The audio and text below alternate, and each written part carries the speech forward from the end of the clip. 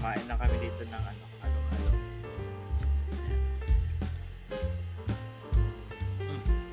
Namin man na daw i-develop, no? May kwarta ka. Badyaw.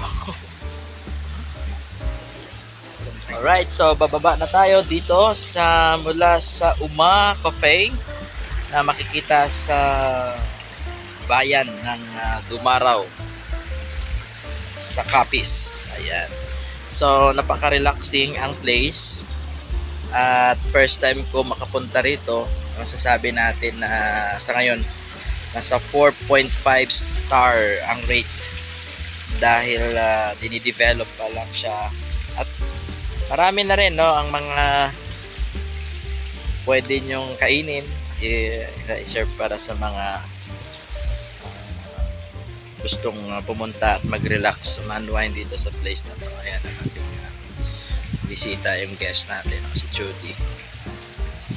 See, dinala natin dito ang ating mga kasama from NCR sa Council ng Mandaluyong. Napakaganda rito, napakalinis ng place. Okay, so may mga ilang steps lang po tayo ginawa mula sa taas pababa. Yan, kasama sina Ma'am Nimpa, ang principal ng Abyss. Yan.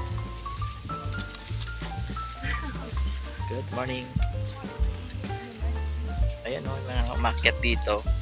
Grabe, ang ganda. Ayan o, maliit lang din yung space, pero yung sa likuran, yun yung maganda. Ito sa harap medyo maaraw.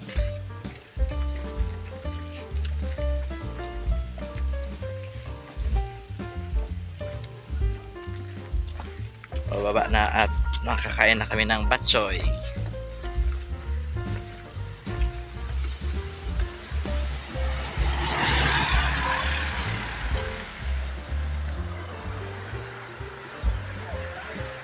Sunog na naman tayo pag uwi ng bahay.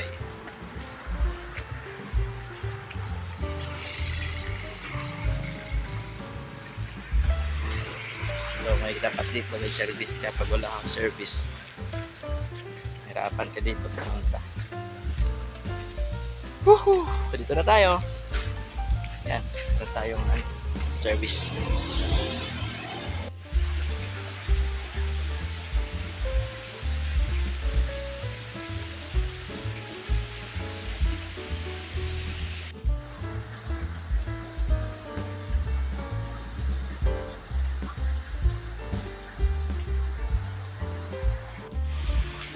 Ayan.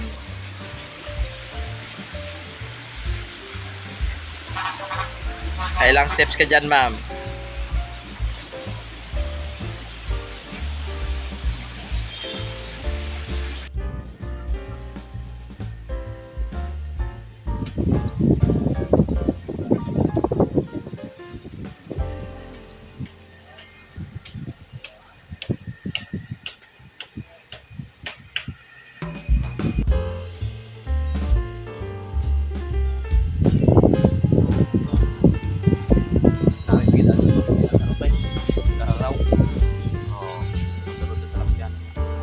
Tricycle tayo eh.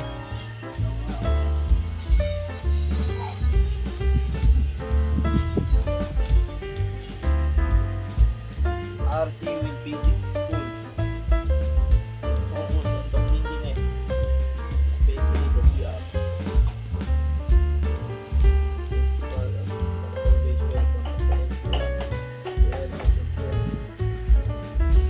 Lagay ko to sa vlog ko. May vlog ko to. Kita mo ang channel ko? YouTube ka? Video time. Yan, ang ating commissioner. Yan, ang ating mga boss sa council. Ito pa ang isang boss. Yan.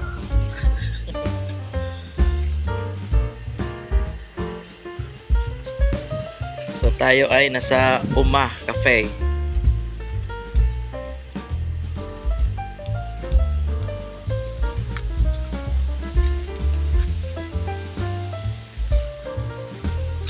Receiving station. Ayan. Oh, may kwarto. May pang overnight ba to? Lutay.